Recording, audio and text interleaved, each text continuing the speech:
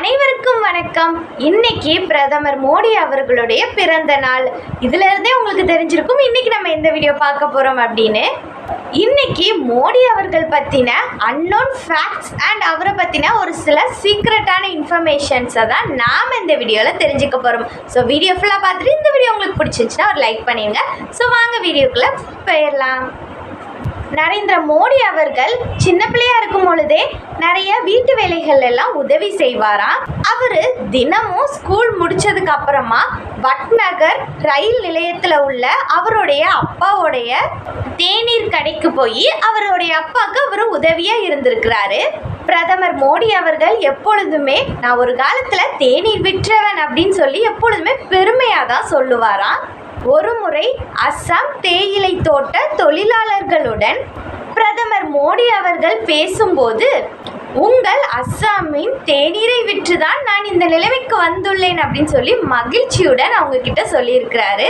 பிரதமர் மோடி அவர்கள் சிறுவனாய் இருக்கும் பொழுதே அவருக்கு விவாதிக்கும் பழக்கமும் இருந்திருக்கு. மோடி அவர்கள் மாணவரா ஸ்கூல்ல படிச்சுக்கிட்டு இருந்தப்போ அவருடைய ஹோம்ஒர்க் எல்லாமே கிளாஸ் லீடர்கிட்ட காட்ட சொல்லியிருக்கிறாங்க.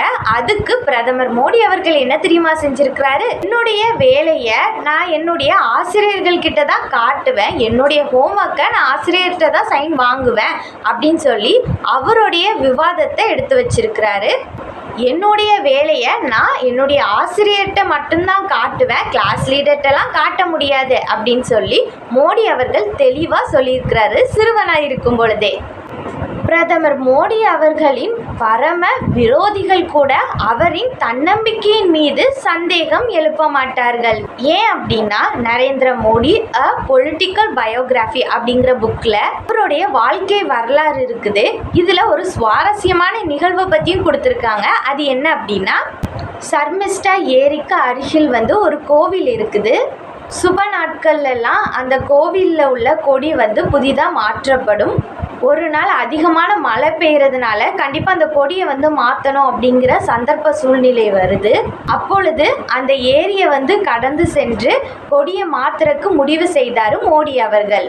ஆனால் அந்த ஏரியில் முதலைகள் அதிகமாக இருந்துச்சாம். அதனால் அந்த கரையோர இருந்த மக்கள் எல்லாம் பறை அடிக்க ஆரம்பிக்கிறாங்க. அப்போது மோடி அவர்கள் தைரியமாக தனியாகவே அந்த ஏரியை நீந்தி கடந்து சென்று கோவிலில் இருந்த கொடியை மாற்றிவிட்டு வந்தார்.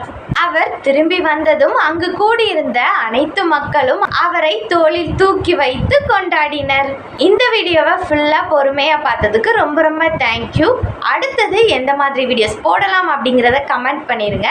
ஸோ இந்த வீடியோ உங்களுக்கு பிடிச்சிருந்துச்சுன்னா மறக்காமல் இந்த வீடியோக்கு லைக் பண்ணிடுங்க. நம்மளுடைய சேனலை இன்னும் நீங்கள் சப்ஸ்கிரைப் பண்ணாமல் இருந்தீங்கன்னா மறக்காமல் கொஞ்சம் சப்ஸ்கிரைப் பண்ணிக்கோங்க. பாய்.